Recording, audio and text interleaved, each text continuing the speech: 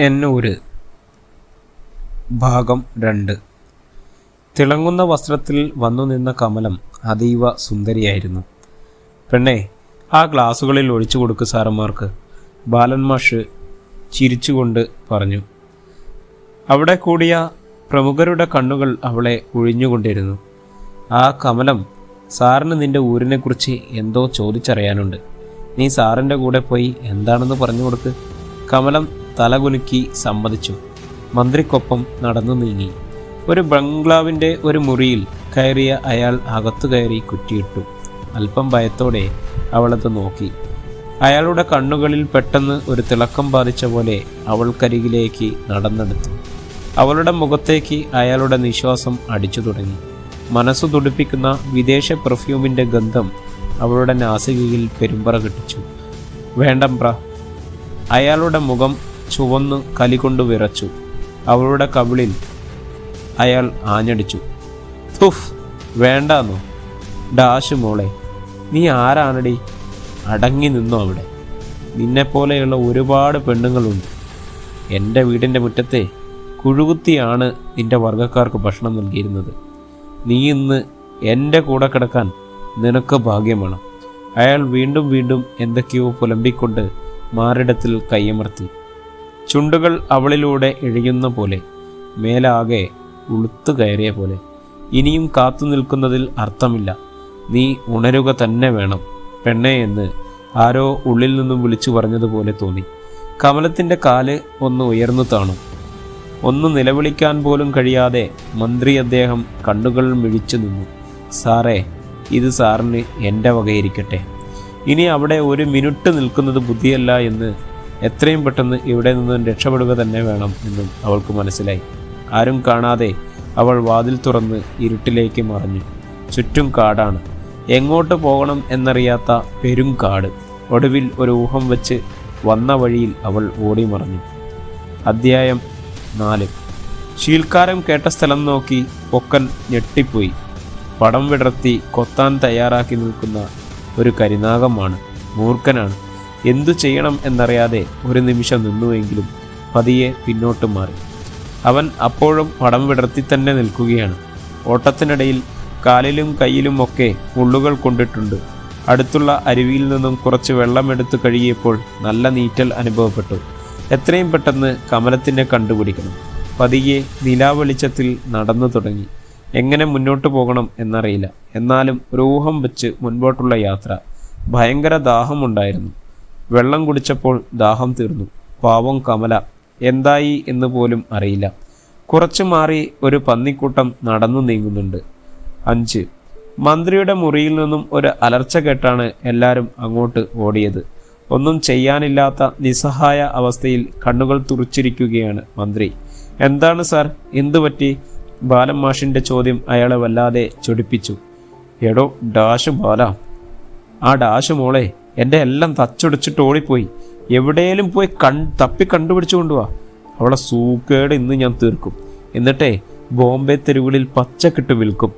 അയാൾ കലി തീരാതെ അവിടെ ഇരുന്ന ഫ്ലവർ ബോട്ടിൽ ചുവരിലെ ടിവിയിൽ എറിഞ്ഞു തകർത്തു. ബാലൻ മാഷ് ആകെ അന്തിച്ചു നിന്നു. അയാൾ അലറി വിളിച്ചു. എടാ ഭീമ, ആ ഡാഷ് മോളെ ഇവിടെ ദൂരെ ഒന്നും പോയിട്ടില്ല. തപ്പി എടുത്തോണ്ട് വാടാ. എൻ്റെ കോടികൾ ഇപ്പോൾ വെള്ളത്തിലാക്കിയവൾ. ബാലന്മാഷ് കലിതുള്ളി നിൽക്കുകയാണ്.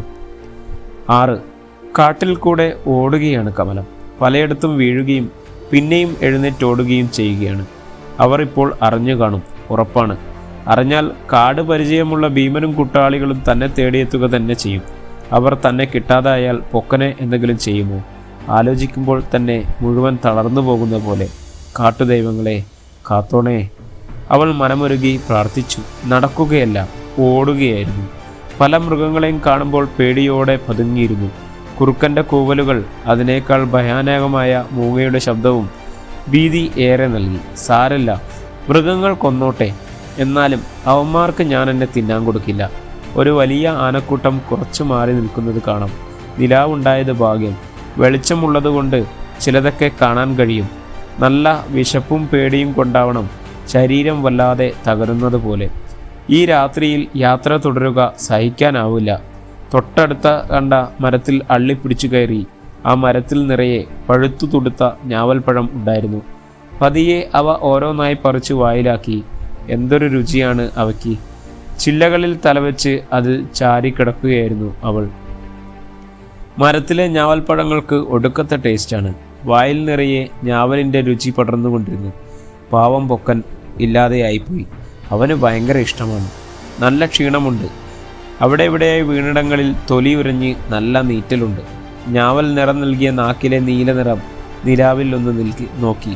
അല്പം ക്ഷീണം മാറുന്നതുവരെ അവിടെ ഇരുന്നു. പതുക്കെ മരത്തിൽ നിന്നും ഇറങ്ങി പിന്നീട് നടന്നു തുടങ്ങി. അല്പം ക്ഷീണം മാറി തുടങ്ങിയിട്ടുണ്ട്. തൂക്കായി നിൽക്കുന്ന ചെകുത്താൻ പാറകളിലൂടെ ഇഴഞ്ഞിറങ്ങി ഈറ്റക്കാടുകളിൽ നിന്നും വല്ലാത്ത മുഴക്കങ്ങൾ കേൾക്കാം. ആനയെ പേടിയില്ല, പക്ഷേ ബാക്കിയുള്ള മൃഗങ്ങൾ ശ്രദ്ധിക്കേണ്ടവ തന്നെയാണ്. കരിമ്പുലിയും കടുവയും എന്നു വേണ്ട ഊതിയാൽ മരിക്കുന്ന വിഷപ്പാമ്പുകൾ വരെയുണ്ട്. നല്ല കപ്പ പുഴുങ്ങി ഊറ്റുന്ന മണം മൂക്കിൽ അടിച്ചു കയറുന്നുണ്ട്. എവിടെയോ നല്ല വിഷപ്പാമ്പുകൾ വായി തുറന്ന് പിടിച്ചാലാണ് ഈ മണം ഉണ്ടാവുക എന്ന് മൂപ്പൻ പറയുന്നത് കേട്ടിട്ടുണ്ട്. കാലിലെ ഒരു നീറ്റൽ നോക്കിയപ്പോൾ അട്ടയാണ്. ചോര മുഴുവൻ ഊറ്റിക്കുടിച്ച് അങ്ങനെ തൂങ്ങിക്കിടക്കുകയാണ്. പറിച്ചെടുക്കാൻ കഴിയില്ല. പല്ലുകൾ പിന്നീട് പഴുക്കും. അവ പതിയെ ചോര കുടിച്ച് വീർത്ത് നിലത്തേക്ക് വീണോട്ടെ. വീണ്ടും പതിയെ നടന്നു തുടങ്ങി. എങ്ങോട്ടാണ് ഈ യാത്ര എന്നതിന് ഒരു ഊഹവുമില്ലാതെ ഒരു ഇല പറിച്ച് മനസ്സിൽ സകല ദൈവങ്ങളെയും വിളിച്ച് ആകാശത്തേക്കെറിഞ്ഞു. അവയുടെ തുമ്പ് കാണിച്ച ദിശ നോക്കി അവൾ നടന്നു. 7. ഭീമനും സംഘവും കാട്ടിലേക്ക് കയറിയിട്ട് ഒന്നും കിട്ടുന്നില്ല. കയ്യിൽ അവശേഷിക്കുന്ന കുപ്പി വായിലേക്ക് കമത്തി. എന്നാലും ആ ഡാശുമോള് എവിടെ പോയി? എന്തൊക്കെ ആയിരുന്നു? അല്ലെങ്കിലും ഭീമനൊന്ന് തൊട്ടാലാണല്ലോ പ്രശ്നം. പച്ചയ്ക്ക് കൊണ്ടുപോയി കളയുന്നതിൽ ഒരു പ്രശ്നവുമില്ല. ഭീമന്റെ ഫോൺ ചിലച്ചത് അപ്പോഴാണ്. അയാൾ ഒരരിശത്തോടെ അത് നോക്കി. ബാലൻ മാഷാണ് മറുപുറത്ത്. എന്താണ് മാഷേ?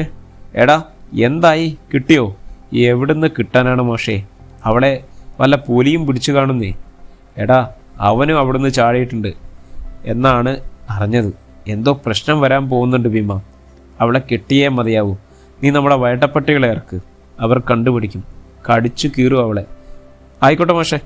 ഇന്നത്തോടെ തീർന്നു അവളുടെ പ്രശ്നം. ചോര വാർന്നിട്ടില്ലാത്ത പച്ച മാംസം മാത്രം കഴിക്കുന്ന ഉഗ്രരൂപന്മാരായ നായ്ക്കൾ. പൊട്ടിച്ചിരിച്ചുകൊണ്ട് അയാൾ വീണ്ടും ചാരായം വായിലേക്ക് ഒഴിച്ചു. 8. കാട്ടിലൂടെ ഓടിത്തുടങ്ങിയതാണ്. എങ്ങോട്ടാണ് എന്നറിയില്ല. എന്നാലും തൻ്റെ കമലത്തിനെ കാണുക തന്നെ വേണം. എന്തോ ആപത്ത് സംഭവിച്ചിട്ടുണ്ട് അവൾക്ക്. എൻ്റെ അസുഖം മാറിയിട്ടും എന്തേ അവർ കമലത്തിൻ്റെ അടുത്തെത്തിച്ചില്ല? വിശപ്പും ദാഹവും അത് തീരെ സഹിക്കാൻ കഴിയുന്നില്ല. അരുവിയിൽ നിന്നും കൈനിറയെ വെള്ളം കോരി കുടിച്ചു. കൈതമുള്ളു കോറി ശരീരം ചുട്ടു നീറുന്നത് പോലെ പുകയുകയാണ്. ഓടുകയായിരുന്നു ശരിക്കും. മുതലാളിയുടെ ആളുകൾ കണ്ടുപിടിച്ചാൽ ബുദ്ധിമുട്ടാണ്.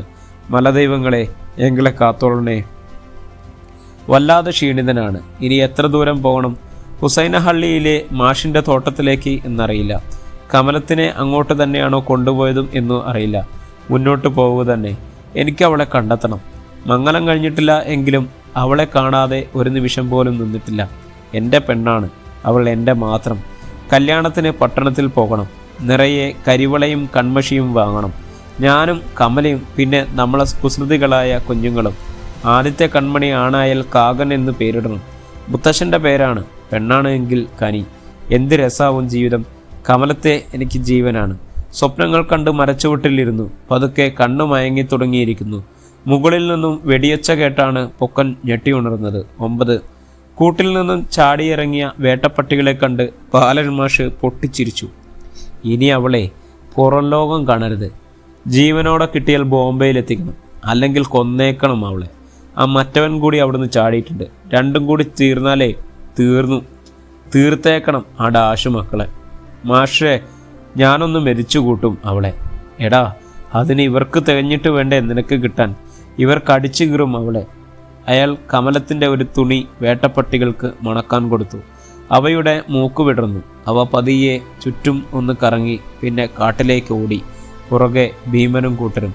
നായ്ക്കൾ നന്നായി കുറച്ച് ബഹളം വെച്ചുകൊണ്ടാണ് ഓട്ടം. ഭീമൻ കുഴൽ തോക്കിൽ വെടിമരുന്ന് നിറച്ചു. കുറച്ചകലെ നിൽക്കുന്ന ഒരു മുയൽ പിടഞ്ഞു വീണു. ഭീമന്റെ മുഖത്ത് ഒരു കൊലച്ചിരി വിരിഞ്ഞു. ചോരയിൽ കുളിച്ചു പിടഞ്ഞ മുയലിൻ്റെ പിടച്ചിൽ പതിയെ ഇല്ലാതെയായി. 2 കല്ലുകൾ കൂട്ടി അതിന് നടുവിൽ കുറച്ച് വിറകുകൾ വാരിയിട്ട് തീ കൊളുത്തി. പച്ചമുളവെട്ടി മുയലിനെ കോർത്തെടുത്തു. ആളിക്കത്തുന്ന തീയിലേക്ക് വെച്ചു. പതിയെ മാംസം വേവുന്ന ഗന്ധം പടർന്നു തുടങ്ങി. കണ്ണുകളിൽ ലഹരിയിലെ വിളയാട്ടം. കയ്യിലെ മദ്യക്കുപ്പിയിൽ നിന്നും മധു നാവിൽ നൃത്തമാടി. മുയലിറച്ചിയുടെ സ്വാദ് വീണ്ടും വീണ്ടും കഴിക്കാൻ അവരെ പ്രേരിപ്പിച്ചുകൊണ്ടേയിരുന്നു.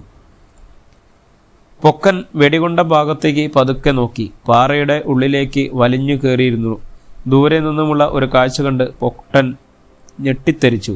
തൻ്റെ പ്രിയപ്പെട്ട കമലത്തിനെ വേട്ടപ്പട്ടികൾ ഓടിച്ചു കൊണ്ടുവരുന്നു. മനസ്സിൽ നിറയെ ആളിക്കത്തുന്ന തീ പോലെ. കാഴ്ച അങ്ങനെ നിറഞ്ഞു നിൽക്കുകയാണ്. കയ്യിൽ ഒരു കൂർത്ത കല്ല് റെഡിയാക്കി പൊക്കൻ റെഡിയായി നിന്നു. ഒരു വേട്ടപ്പട്ടി ഉയർന്നു വന്നു. ഭാഗ്യം കൊണ്ട് കമലത്തിൻ്റെ പാവാടയിലാണ് അതിന് കടികിട്ടിയത്. അവറ്റകളുടെ വായിൽ നിന്നും ഒരു കൊഴുത്ത ദ്രാവകം ഒഴുകുന്നുണ്ട്. ഒരു ചാട്ടത്തിന് പൊക്കൻ നായ്ക്കളുടെ മുന്നിൽ എത്തി. കയ്യിലുള്ള കൂർത്ത കല്ലൊന്ന് ആഞ്ഞു വീശി. മോങ്ങിക്കൊണ്ട് നായ്ക്കൾ സൈഡുകളിലേക്ക് തെറിച്ചു വീണു. പൊക്കൻ അവളെയും കൊണ്ട് പാറയ്ക്കുള്ളിലെ ഗുഹയിലേക്ക് ഇഴഞ്ഞുകയറി. ഉരുളൻ കല്ലുകൾ കൊണ്ട് അവയുടെ മുൻവശം അടച്ചു. കുറച്ചുകൊണ്ട് അവറ്റകൾ കുറേ നേരം പാറക്കെട്ടിന് മുകളിലൂടെ നടന്നു. മുകളിൽ നിന്നും ശക്തമായ വെള്ളം പാറക്കെട്ടിൽ പതിക്കുന്നുണ്ട്. ഗുഹയ്ക്ക് മുന്നിൽ പതിച്ചിരുന്ന വെള്ളത്തിൻ്റെ ശക്തി കൊണ്ടാവണം ഭീമനും കൂട്ടർക്കും സംശയം ഒന്നും തോന്നിയില്ല. കമല തീർത്തും അവശയായിരുന്നു. പൊക്കൻ അവളെ ചേർത്ത് പിടിച്ചു. പെണ്ണേ, അവൻ അവളെ കുലുക്കി വിളിച്ചു. അവളുടെ കണ്ണുകൾ പതിയെ അബോധാവസ്ഥയിലായിരുന്നു. കൈകാലുകൾ മരവിച്ച് ഐസ് പോലെയായിരുന്നു. വസ്ത്രങ്ങൾ തീരെ ഇല്ല എന്ന് തന്നെ പറയേണ്ടി വരും. കൈകാലുകൾ തിരുമ്മി പതിയെ ചൂട് പകർന്നു. അവളെ നെഞ്ചോട് ചേർത്തു. പാവം എൻ്റെ പെണ്ണ്, അവൾക്കെന്തോ സംഭവിച്ചിട്ടുണ്ട്. എൻ്റെ മലദൈവങ്ങൾ ഞങ്ങളെ കൈവിടില്ല, ഉറപ്പാണ്. പെണ്ണേ, ഒന്ന് കണ്ണു തുറക്ക്. അവളെ ഒന്നുകൂടി കുലുകി വിളിച്ചു. പതിയെ പുരികം അനങ്ങിയ പോലെ പൊക്കൻ്റെ മുഖം പതിയെ വിടർന്നു വന്നു. അവളെ കൂടുതൽ നെഞ്ചോട് ചേർത്ത് പിടിച്ചു. അവളുടെ വസ്ത്രങ്ങളെല്ലാം തന്നെ നശിച്ച മട്ടിലാണ്. പൊക്കൻ തൻ്റെ ഷട്ടൂരി അവളെ പുതപ്പിച്ചു. പതിയെ ഗുഹയ്ക്കുള്ളിലെ ഇരുൾ പ്രാപിച്ചു തുടങ്ങിയിരുന്നു. കമല ഇതുവരെ കണ്ണുപോലും തുറന്നിട്ടില്ല. ശരീരം ചുട്ടുപഴുക്കുന്നുണ്ട്. എന്തെങ്കിലും ചെയ്തില്ല എങ്കിൽ എൻ്റെ പെണ്ണ്. പൊക്കൻ്റെ കണ്ണുകൾ നിറഞ്ഞൊഴുകി. അവളുടെ കവിളിൽ ചുണ്ടമർത്തി അവളെ ചേർത്ത് പിടിച്ചു. ഉപ്പു കലർന്ന കണ്ണുനീർ അവളുടെ കവിളിൽ ഇറ്റു വീണു. പതിയെ അവളെ അവിടെ കിടത്തി തൻ്റെ ബാക്കിയുള്ള വസ്ത്രങ്ങൾ ഉരിഞ്ഞ് അവൾക്ക് പുതപ്പാക്കി മാറ്റി. അവളുടെ വസ്ത്രമാവാൻ എനിക്ക് കഴിഞ്ഞില്ല എങ്കിൽ പിന്നെ ആർക്കാണ് കഴിയുക? തൻ്റെ നഗ്നതയിലേക്ക് നോക്കിയ പൊക്കന് നാണം തോന്നി. പതിയെ പുറത്തേക്ക് ഉറന്നിറങ്ങാനുള്ള ശ്രമത്തിൽ കുറച്ചപ്പുറത്തു നിന്നും ആളുകളുടെ സംസാരം കേൾക്കാം. പതിയെ ആരും അറിയാതെ അങ്ങോട്ട് നടന്നു. വെള്ളച്ചാട്ടത്തിൽ പൊക്കൻ്റെ നഗ്നത മറച്ചു നിന്നു. ആരെങ്കിലും കാണുമ്പോഴാണല്ലോ അല്ലെങ്കിലും നഗ്നത ഒരു പ്രശ്നമാവുന്നത്. പാറപ്പുറത്ത് കൂട്ടിയിരിക്കുന്ന തീക്കുണ്ടം. അതിനു ചുറ്റുമായി ഭീമനും കൂട്ടരുമാണ്. തീയിൽ എന്തിനെയോ ചുട്ടെടുക്കുന്നുണ്ട്. അവർ എന്തോ സംസാരിക്കുകയാണെന്ന് മനസ്സിലായി. എന്താണെന്നറിയാൻ പൊക്കൻ കാതോർത്തു. ആ ഡാഷ് മോള് ഇവിടെ വെച്ചാണ് കാണേണ്ടത്. ഇനി മാഷിനോട് എന്തു പറയും? വേട്ടപ്പട്ടികൾ തിന്നുവെന്നോ? അതോ ഞങ്ങൾ പുറകെ ഉണ്ടായിരുന്നു, പക്ഷെ എന്താണ് സംഭവിച്ചത് എന്നറിയില്ല. നമ്മുടെ ജിമ്മിയുടെ വലതു കണ്ണ് പൊട്ടി കുഴിഞ്ഞു പോയിട്ടുണ്ട്, എന്തോ വന്നിടിച്ചതുപോലെ. എടാ ഡാഷേ, നിനക്കൊക്കെ അവളെ കയ്യിൽ കിട്ടിയിട്ടും ഒന്നും ചെയ്യാനായില്ലല്ലോ. ചിലക്കാൻ നിൽക്കണ്ട. പാറ്റ പോലത്തെ ഒരു പെണ്ണിന് ഒന്നും പോരാത്ത വേട്ടപ്പട്ടിയുടെ കണ്ണിനെ അടിച്ചു പൊട്ടിച്ചു എന്ന് പറഞ്ഞാൽ ആര് വിശ്വസിക്കും? കള്ളം കുടിച്ച് പൊട്ടത്തരം വിളിച്ചു പറഞ്ഞാലേ ദാണ്ടെ കൊന്നു കുഴിച്ചുമുടും ഞാൻ എല്ലാത്തിനെയും. ഭീമനെ മേലെയും കീഴും നോക്കാൻ ഒന്നുമില്ല, പറഞ്ഞേക്കാം. അയാൾ ഇരട്ടക്കുഴൽ തോക്കിൽ വെടിമരുന്ന് കുത്തി നിറച്ച് ദൂരേക്ക് നോക്കി ഒന്ന് കാഞ്ചി വലിച്ചു. മരത്തിൽ ഇരുന്ന ഒരു പക്ഷി ചിറകുകൾ തെറിച്ച് ഒരു പിടച്ചിലോടെ താഴേക്ക് വീണു.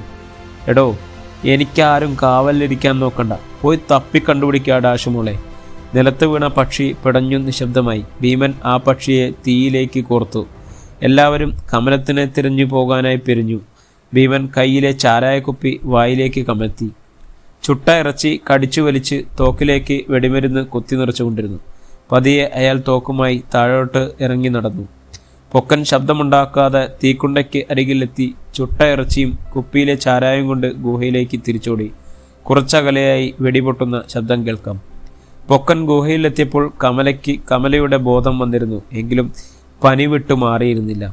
അവളുടെ കണ്ണുകൾ അവനെ കണ്ടു നിറഞ്ഞൊഴുകി. അവനും സങ്കടം സഹിക്കാനായില്ല. അവൻ അവൾക്കരികിലേക്ക് ഓടിയെത്തി അവളെ ചേർത്തു നിർത്തി. എൻ്റെ പെണ്ണെ, എന്താണ് നിനക്ക് പറ്റിയത് എന്നവൻ ചോദിക്കുമ്പോൾ അവൾ പൊട്ടിക്കരയുകയായിരുന്നു.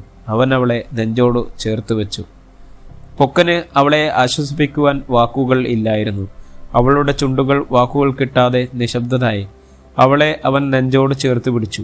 അവളുടെ തലമുടിയിലൂടെ അവൻ്റെ കൈവിരലുകൾ പരതി നടന്നു.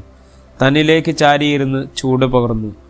ചുട്ട മാംസം വായിലേക്ക് വെച്ചു കൊടുത്തു. വിശപ്പ് അവളെ വല്ലാതെ തളർത്തിയിട്ടുണ്ടെന്ന് അവളെ കണ്ടപ്പോൾ തന്നെ മനസ്സിലായി. എത്ര ദിവസമായി കാണും തൻ്റെ കമല വല്ലതും കഴിച്ചിട്ട്. ഓർത്തപ്പോൾ പൊക്കൻ്റെ കണ്ണിൽ നിന്നും അറിയാതെ ഒരു കണ്ണുനീർത്തുള്ളി അടർന്ന് അവളുടെ മുഖത്തേക്ക് വീണു. മുഖമുയർത്തി അവൾ അവനെ നോക്കി. സാരമില്ലെന്ന് കണ്ണുകൊണ്ട് കാണിച്ചു. ചാരിയിരുത്തി ചുട്ട മാംസം അവളുടെ വായിലേക്ക് നുള്ളി വെച്ചു കൊടുത്തു. പതിയെ ചാരായം അവളുടെ ചുണ്ടിലേക്ക് അടുപ്പിച്ചു. പതിയെ വായിലേക്ക് നുരഞ്ഞിറങ്ങിയ ചാരായത്തിൻ്റെ തീക്ഷ്ണതയിൽ അവൾ ഒന്ന് പടഞ്ഞു. രണ്ടുപേർക്കും കഷ്ടിച്ച് ഇരിക്കാനും കിടക്കാനും ഉള്ള അത്രയും വീതി മാത്രമേ ഗുഹയിൽ ഉണ്ടായിരുന്നുള്ളൂ. ഗുഹയുടെ മുൻവശം വെള്ളച്ചാട്ടത്തിനാൽ മൂടിപ്പെട്ടിരുന്നാൽ ആർക്കും കണ്ടുപിടിക്കാൻ ആവുമായിരുന്നില്ല. എന്താണ് പെണ്ണെ തനിക്ക് പറ്റിയത്? അവൻ്റെ ചോദ്യത്തിന് അവൾ കണ്ണു നിറയ്ക്കുക മാത്രമാണ് ചെയ്തത്. അവളുടെ ചുണ്ടുകൾ പതിയെ ചലിച്ചു തുടങ്ങി. ഇനി എന്നെ വിട്ട് എങ്ങോട്ടും പോവല്ലേ. തന്നെ വിട്ട് ഞാൻ എങ്ങോട്ട് പോവാനാണ് കമല? എന്താണ് പെണ്ണെ നിനക്ക് പറ്റിയത്? നിനക്ക് കാവലായി ഞാനുള്ളപ്പോൾ എന്തിനാണ് പെണ്ണെ നീ ഇങ്ങനെ? ഇത്രമാത്രം സങ്കടത്തിന് വിട്ടുകൊടുക്കാൻ വേണ്ടിയാണെങ്കിൽ നിന്നെ ഞാൻ എൻ്റെ ജീവനായി കാണുമോ പെണ്ണെ? നിനക്കെന്താ ഇനിയും എന്നെ മനസ്സിലായില്ല എന്നുണ്ടോ? ഞാൻ മണ്ണോട് ചേരും വരെ നിന്റെ കൂടെയില്ലേ? ഇനി നീ വെറുതെ എന്തിനാ പെണ്ണെ? ബാക്കി പറയാൻ പറ്റാതെ പൊക്കൻ അവളുടെ നെറ്റിയിൽ അമർത്തി ഒരു ഉമ്മ നൽകി. അതോടെ കമലയ്ക്ക് പുതുജീവൻ തിരിച്ചു കിട്ടുകയായിരുന്നു. എനിക്ക് തണുക്കുന്നുണ്ട്. പൊക്കൻ അവളെ ഒന്നുകൂടി ചേർത്ത് പിടിച്ചു. ഞാൻ തനിക്കരികിൽ എത്തിയില്ലെങ്കിൽ എന്താണ് തൻ്റെ അവസ്ഥ? ജീവനും കൊണ്ട് ഓടി വരികയായിരുന്നു. നിനക്കുള്ളതല്ലേ ഞാൻ. വേറെ ആർക്കും എൻ്റെ ശരീരം ഒന്ന് തൊടാൻ പോലും സമ്മതിക്കില്ല. എന്നെ അവർ കൊന്നോട്ടെ, ഞാൻ ചീഞ്ഞു പോയിക്കോട്ടെ, പുഴുക്കൾ ആയിക്കോട്ടെ, എന്നിരുന്നാലും ഞാൻ നിൻ്റേത് മാത്രമാണല്ലോ. അവളിൽ ഒരു ഊർജം കയറിയ പോലെ പൊക്കന് തോന്നി. എൻ്റെ പെണ്ണെ, നീയില്ലാത്ത രാത്രികളിൽ എനിക്ക് തികച്ചും എന്തോ പോലെയായിരുന്നു. എൻ്റെ അസുഖം മാറിയിട്ടും തനിക്കരികിൽ എന്നെ എത്തിക്കാതിരുന്നപ്പോൾ എനിക്ക് വലിയ വിഷമം തോന്നി. ആർക്കും നിന്നെക്കുറിച്ചൊന്നും അറിയില്ല പെണ്ണെ. പിന്നെ ഒന്നും ആലോചിച്ചില്ല. നിന്നെ തേടി ഇറങ്ങി. മലമുത്തി വഴി കാണിച്ചു. നമ്മുടെ ദൈവം ചതിക്കില്ല പൊക്ക. നമ്മുടെ സ്നേഹം അവർക്കറിയാലോ. പൊക്കൻ്റെ നഗ്നത അപ്പോഴാണ് അവൾ ശ്രദ്ധിച്ചത്. നാണം കൊണ്ട് അവളുടെ കണ്ണുകൾ അടഞ്ഞു. എന്താണ് ഇങ്ങനെയൊക്കെ? എൻ്റെ വസ്ത്രങ്ങൾ നിന്റെ നാണം മറയ്ക്കുമ്പോൾ എനിക്കെന്തിനാണ് നാണം? ഞാൻ അവിടെ നിന്നും ഒരു മന്ത്രിയെ തല്ലിയിട്ടാണ് കാട്ടിലേക്ക് കടന്നത്. ബാലന്മാഷ് നമ്മുടെ വിൽക്കുകയായിരുന്നു. സാരല്ലടി, പോയതൊക്കെ നമുക്ക് ചില കള്ളസ്വപ്നങ്ങളായി കാണാം. നാട്ടിലെ മനുഷ്യന്മാരുടെ രീതി അതൊന്ന് വേറെയാക്കമല്ലോ. പുതിയൊരു ജീവിതം വെച്ച് നീട്ടി അവർ പലതും വില പറയും. അവർക്ക് നമ്മുടെ രീതി വശമില്ലല്ലോ. നമ്മൾക്ക് അവരുടെ രീതിയും. കാടും കാട്ടാറും കാട്ടുമൃഗങ്ങളും ആരെയും മനഃപൂർവ്വം മുതിർവയ്ക്കില്ല. പക്ഷേ അതുപോലെയല്ലല്ലോ ഇവരുടെ ഇടയിൽ നല്ല മുഖംമൂടി അണിഞ്ഞ പലരുമുണ്ട്. അവരുടെ ചതിയിൽപ്പെട്ട് എത്രയോ ജന്മങ്ങൾ. പൊക്കൻ ഓരോന്ന് പറഞ്ഞുകൊണ്ടേയിരുന്നു. ചാരായത്തിൻ്റെ ലഹരി അവനിലേക്കെന്ന പോലെ അവളിലേക്കും പടർന്നുകൊണ്ടിരിക്കുകയാണ്. നമുക്കിനി നാട്ടിലോട്ട് പോകാൻ കഴിയില്ലേ പൊക്ക? ഉടനെ കഴിയും എന്നെനിക്ക് തോന്നുന്നില്ല പെണ്ണെ. മന്ത്രിയെ തല്ലിയിട്ടാണ് നമ്മൾ വന്നത്. ഇനി പോലീസ് കേസ് എന്തൊക്കെയാണ് വരാനിരിക്കുന്നത്? എനിക്ക് പേടിയാവുന്നു പൊക്ക. താൻ പേടിക്കണ്ടടോ. ഞാനും താനും കാടിൻ്റെ സന്തതികളല്ലേ. നമുക്ക് കാട് മതി, നാട് വേണ്ട. അതുപോലെ നമ്മളെ വിറ്റ് കാശാക്കാൻ കൊണ്ടുവന്നതാണ്. പക്ഷേ എവിടെയോ അവർക്ക് തെറ്റി. അത് ചിലപ്പോൾ നിന്റെ ധൈര്യമാവാം പെണ്ണെ. അല്ലെങ്കിൽ നീ ഇപ്പോൾ ഇങ്ങനെ എന്നോട് ചേരുമായിരുന്നു. അതാണ് നമുക്കിടയിൽ നമ്മളെ ഒന്നിക്കുന്ന എന്തോ ഒന്ന്. ചിലപ്പോൾ അത് നമ്മുടെ മലദൈവങ്ങൾ കാത്തതാവാം. നീയും ഞാനും പിരിയേണ്ടവർ അല്ലെന്ന് അവർ തീരുമാനിച്ചാൽ പിന്നെ. അവൾ ഒന്നുകൂടി അവനിലേക്ക് ചേർന്നു. ഇരുട്ട് വല്ലാണ്ട് വ്യാപിച്ചു തുടങ്ങിയിരുന്നു. കയ്യിലുണ്ടായിരുന്ന കുപ്പിയിൽ നിന്നും പൊക്കനും കമലവും കുടിച്ചുകൊണ്ടേയിരുന്നു. സിരകളിൽ ലഹരി പടർന്നു തുടങ്ങിയിരിക്കുന്നു. നിന്നെ കാണാൻ എന്തു സുന്ദരിയാണ് പെണ്ണെ. ആഹാ, എന്നിട്ടാണോ നീയില്ലാതെ എന്നെ അവരുടെ കൂടെ അയച്ചത്? അതിന് മറുപടി പറയാൻ പൊക്കന് ആവുമായിരുന്നില്ല. അവൻ അവളെ കെട്ടിപ്പിടിച്ചു. കരയുക മാത്രമാണ് ഉണ്ടായിരുന്നത്. അവൻ്റെ കഴുത്തിലൂടെ കൈയിട്ട് അവൻ്റെ കവിളിൽ അവളൊന്ന് ചുംബിച്ചു. ഒരു തീ പടർന്ന പോലെയായിരുന്നു പിന്നീട്. അവൻ അവളിലേക്ക് പടർന്നിറങ്ങുകയായിരുന്നു. നിനക്ക് ഇല്ലാത്ത വസ്ത്രങ്ങൾ എനിക്കും ഇന്നിനി വേണം എന്നില്ല പൊക്ക. അവളുടെ നാവുകളിൽ ഒരു ചെറിയ വിറയൽ പടർന്നിരുന്നു. പതുക്കെ അതവനിലേക്കും പടർന്നുവോ? പൊക്ക, എന്താണ് കമലം? നമ്മളെന്താണ് ഇങ്ങനെ? ഈ അധ്യായം ഇവിടെ തുടരുകയാണ്. അടുത്ത അധ്യായത്തിനായി നമ്മുടെ ചാനൽ സബ്സ്ക്രൈബ് ചെയ്യുക, ബെല്ലൈക്കൺ അമർത്തുക.